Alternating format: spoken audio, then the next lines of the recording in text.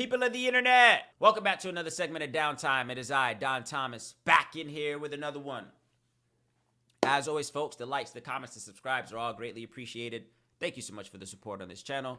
Without further ado, let's go ahead and dive into today's topic, folks. I hate to be the bearer of bad news,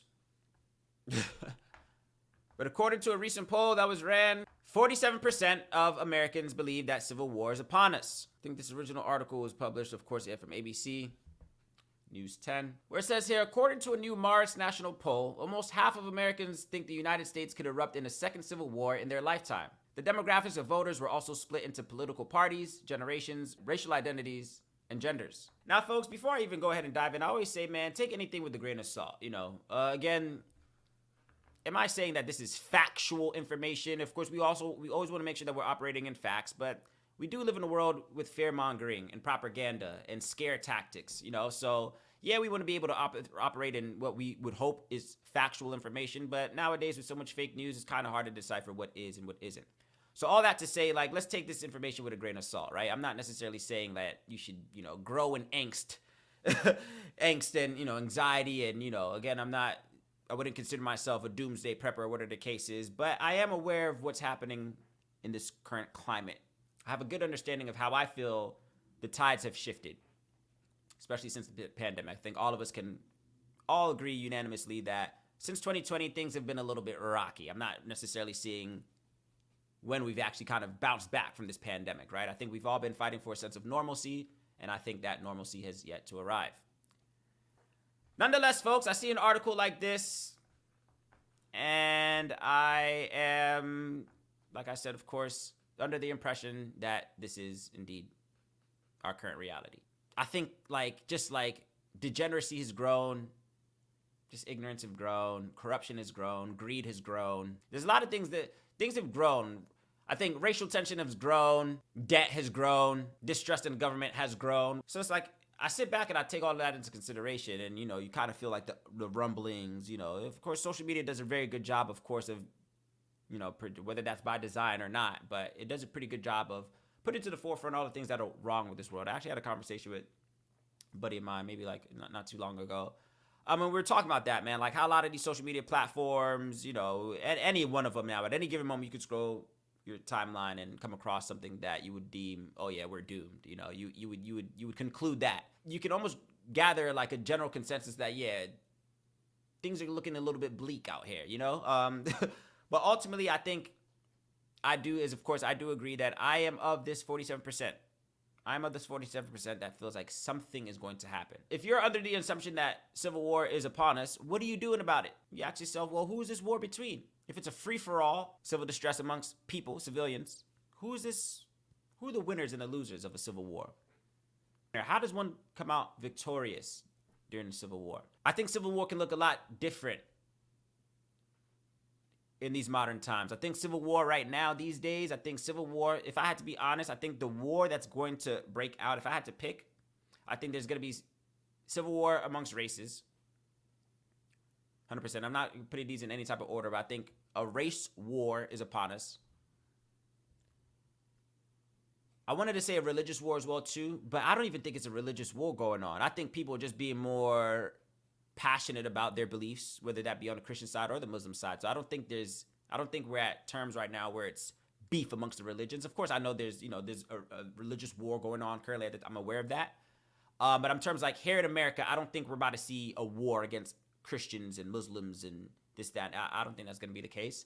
However, I do think that is a spiritual war, 100%. There is a battle between good and evil, 110%. I think overall the major war is between good and evil, the corrupt and the people that are civil.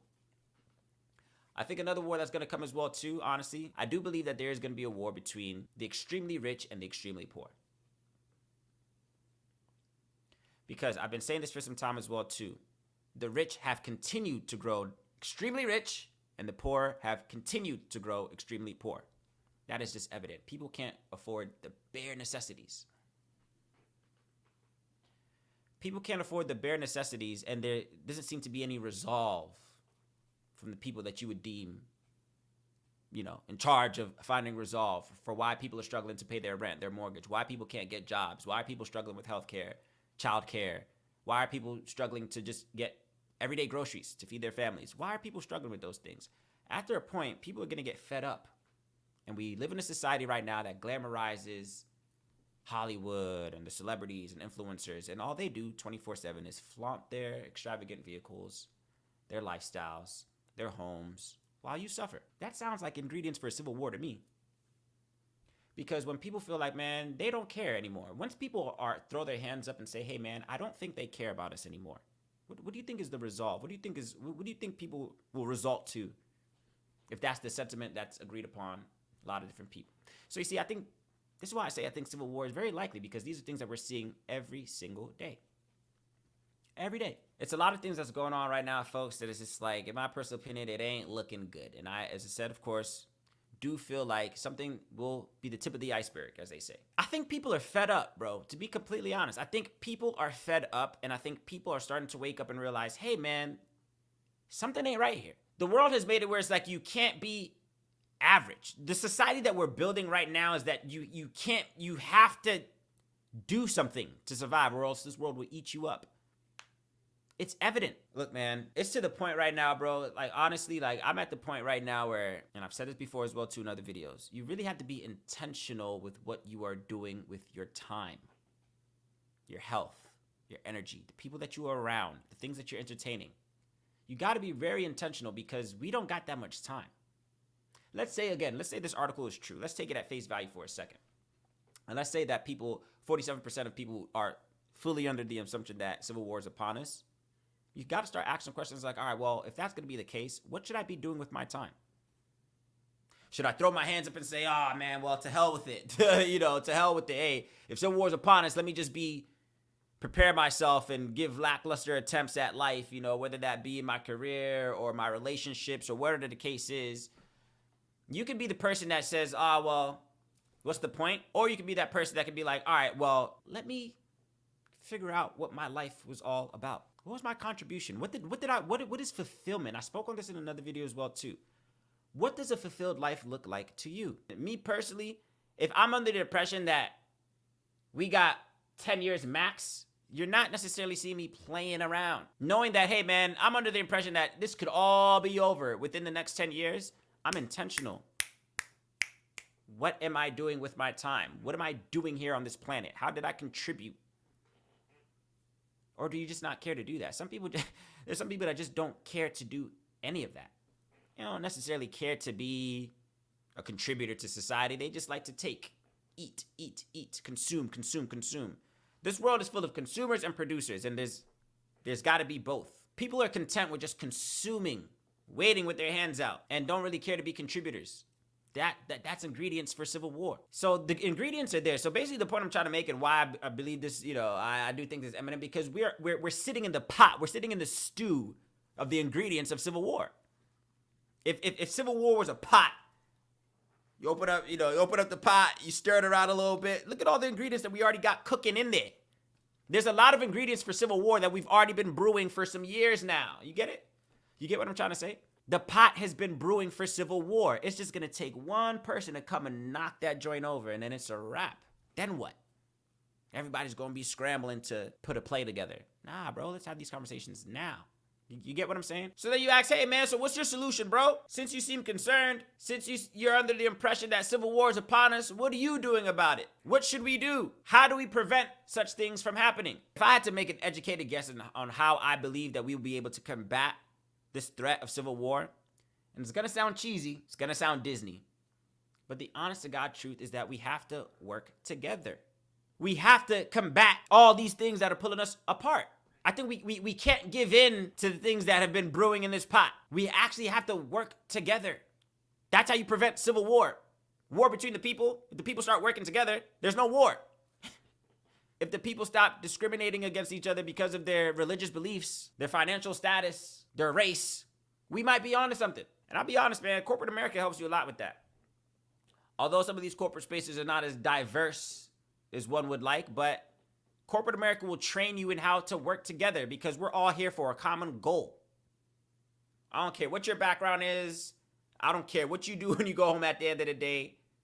When we're here, under this guise of work, biases aside, let's just get the job done so we can go back home to our families and we can see that we can be able to provide. So if we all treated this world like corporate America, but I also say corporate America can be sometimes a little bit hard to maneuver, just like the real world. If we brought that same structure from corporate America into the real world, and it's just like, all right, bet. I'm not going to discriminate against my neighbor or the guy that I met on the train or, whatever the case is, because we're here for a common goal, right? If we took that same structure and applied that into our everyday lives, we'll be all right. We can combat the Civil War. We can combat the inevitable Civil War. Honest to God, I think that's one of the solutions. Corporate America is good for that. I'll give them that. Because there's a lot of people, man, we all have coworkers that are maybe hard to work with, but you're not going to let that stop you from a paycheck, are you? You got family to feed. So you can't let your emotions get the best of you at work. You understand? So it's just like, all right, man, I may not know anything about this dude, but he's on my team and we're here to get a job done. So let's just get it done. That's like, we got to apply that same mindset into the real world. I can't say what I really want to say to you because we got a job to get done. You know what I'm saying? Like, that's how it is at work. I can't say certain things because I don't want to get a call from HR. We got to act as if there's an HR out here for our lives. Man, I'm not going to discriminate against you. I'm not going to say something racist or, mean towards you based off your gender, based off your background, your educational status, whatever the case is. I'm not going to say anything to you because I don't want to get called in by HR. We don't have the fear of HR in the real world, is what I'm saying. There's no fear of consequence of shunning somebody because of their race. There's no fear of consequence of, discriminating against somebody because of their religion in the real world. That only applies. We only act like we got some sense when we're at work because there's a check associated. So what we got to do, start paying people to be good people? What do we have to do? The only reason we act like we got sense at work because we got something to lose. We know why we're there. So it's a common goal. Emotions aside, biases aside, let's just get the job done. You understand? There's a vested interest. There's people that are invested in the overall functioning of this task, whatever it may be, right? We need to operate like that in the real world. Whether that be the man that you meet at the gas station, whether that be that person that you're sitting next to on the plane. We don't have enough empathy in this world. We don't. People, the most easiest cliche to remember, treat people the way that you want to be treated. It just goes in one ear and out the other for a lot of people. If we really just treated everybody the way you would want to be treated, like, hey man, I'm not going to do that to you because I wouldn't want you to do that to me. If we just stop to think that, like, man, I could have got you, but I wouldn't want anybody to do that to me, so I'm not going to do it to you. We would be good. We would be good. So simple. We really got to start asking ourselves, damn, yo, would I want somebody to do that to me?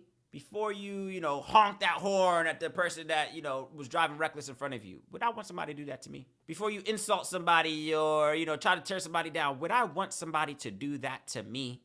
If you ask yourself that before every negative thing that you think that you want to do to another person, I promise you wouldn't do it. If we just really asked ourselves, and this is all the way up to the politicians, this is all the way up to these corporations and the everyday Joe Schmo on the street. If you ask yourself, damn, bro, would I want somebody to do that to me? We got to figure out a solution, folks. We can't be afraid to have these conversations.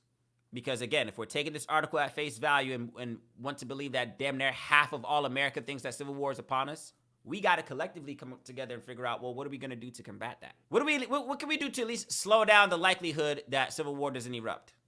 And to be completely honest, I feel like people are not as enthusiastic to have this type of conversation as they are about other conversations. People put a lot of it's amazing to see the enthusiasm and the energy that people put into certain topics. It tells you a lot about a person. The things that people are passionate about tells you a lot about them, young. I kid you not, bro. When you sit back and analyze certain people, like if you just watch certain people and to see that what gets people going, what really gets people going, what are they passionate about? You'll be surprised. It says a lot about a person. Some people are super passionate about the wrong thing. And, maybe that's subjective, what are the cases, but damn, bro, if we could be just as passionate about this topic as we were about other things, we would be all right. We would probably stand a chance. We would probably stand a decent chance. All in all, folks, like I said, I'm not here to grow any more anxiety that you may or may not already have. I'm not here to instill fear upon you. But I do want us to consider these things, folks, because again, we got presidential candidacy coming up, which people are already saying that is going to be the most make or break presidential candidacy of our time, of our generation. which I would agree. I think we need to start being a little bit more conscious of what we as individuals are doing within our own lives, and then being aware about how we interact and treat the people around us. Questions, comments, concerns. What do you make of this article, folks? Are you part of the 47% of Americans that believe that civil war is upon us? Or is this all phooey to you? Do you see longevity? I have a special request. If you are somebody that sees longevity in our society, please comment below and tell me what are you using to back your claim. If your thesis is, nah, man, civilization is not going to collapse in the next 10 years, I want you to add your because. This is the only ask I have. If you don't agree that civilization will collapse in our lifetime, I want you to say why. Tell me why. What are you seeing in our current world right now that makes you confident that we got some time? Like, we'll be all right. I really want to know, and I hope I'm not saying this in a condescending way, because this I'm actually genuinely want to know. So maybe I can see like an angle, like, all right, cool. Well, they're rest assured on that. What are you rest assured upon? That our society won't collapse. Is it your faith? Is it your belief in a political system? Is it your own certain lifestyle? Maybe you live a life of certain esteem where it's just like, I don't know what he's talking about, right? What is it? If you are somebody that believes that society will not collapse within the next 10 years, I want to hear from you specifically in this video. In the comment section down below, please leave a comment. Genuinely, I'm genuinely interested. If you believe that we're going to be okay, right? If you believe, nah, we'll be all right, we got some time. If you believe that we got some time, I want you to state your why in the comment section. Why? Why do you believe that? What are you seeing? What are you observing that tells you that we have time? Folks, as always, the likes, the comments, the subscribes are all greatly appreciated. Thank you so much for the support on this channel. I will catch you on the next one.